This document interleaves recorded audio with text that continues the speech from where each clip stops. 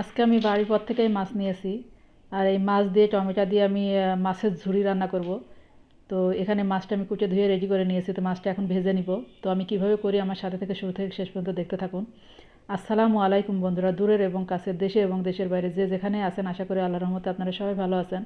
আর আপনাদের দোয়ায় আল্লাহর রহমতে আমিও ভালো আছি। আমি সাবিনা, আমার চ্যানেল সাবিনাতে আপনাদের সবাইকে স্বাগতম। আর আমার চ্যানেল সাবিনাতে নতুন এক ভিডিও নিয়ে আপনাদের মাঝে হাজির হলাম। এখানে আমি টমেটো কুচি করে কেটে নিয়েছি, আর মাছ কয়টা আমি ভেজে নিচ্ছি। আর ওখানে আমি টমেটো, পেঁয়াজ আর কাঁচামরিচ আর রসুন কুচি করে কেটে নিয়েছি, সরি। আর এখানে রসুন, পেঁয়াজ আর কাঁচামরিচটা দিয়ে দিলাম তেলের উপরে। তো দিয়ে আমি ভালো করে ভেজে নিব। তো আমি কীভাবে এই ঝুড়িটা রান্না করি আমার সাথে থেকে শেষ পর্যন্ত দেখতে থাকুন না টেনে। আর এখানে মাছটা আমি যে মাছটা ভেজে নিয়েছিলাম সেই মাছটা আবার ফের ছোটো ছোটো করে করে আমি বেছে নিয়ে আমি ভেজে নিচ্ছি। কারণ ভালো করে ভেজে নিলে ঝুরি রান্নাটা খেতে বেশি মজা লাগে মশলা দিলে। আর এখানে টমেটো আমি দিয়ে দিলাম। আর যদি আপনারা চান তাহলে আমার এই টিপসটা ফলো করে একবার হলো বাসায় ট্রাই করে দেখবেন, খেতে এত মজা লাগে, মশলা দিলে এত মজা লাগে আপনাদের কাছে বলে বোঝাতে পারবো না। তো আমার এই সিম্পল রান্নাটাই অসাধারণ মজা হয় খেতে।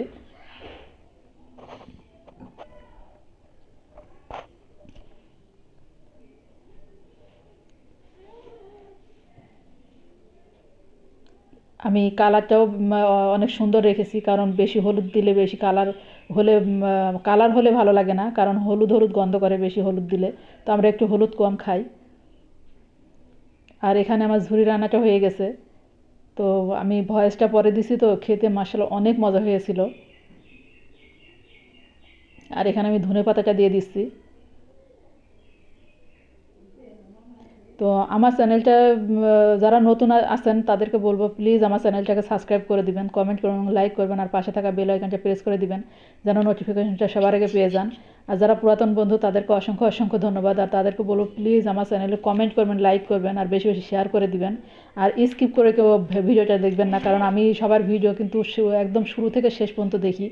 আর আমি যখন কাজ করি সবার ভিডিও ছেড়ে ছেড়ে দিয়েই কাজ করি, কারণ অনেক ছোটোবেলা হয়তো সময় পাওয়া যায় না, তারপর আমি প্রত্যেকটা ভিডিও রাত্রে শুয়ে শুয়ে দেখি, আমি কমপ্লিট করি এবং কমেন্ট করি। আর আপনারা খেয়াল করে দেখবেন আমি লাইকও করি, যতটা ভিডিও দেখি আমি ততটাই লাইক করি, আমি প্রথমে লাইক করে পরে কমেন্ট করি। তো আপনারাও কমেন্ট করবেন এবং লাইক করবেন, আর ভালো থাকবেন, সুস্থ থাকবেন, আর আমার জন্য বেশি বেশি দোয়া করবেন। আগামীকাল দেখা হবে নতুন এক ভিডিও নিয়ে। আমার এই রান্নাগুলো এখানে হয়ে গেছে, তো আপনারা শুরু থেকে শেষ পর্যন্ত দেখতে থাকুন। আর ভালো থাকবেন, সাবধানে থাকবেন। আল্লাহ হাফেজ। আসসালামু আলাইকুম।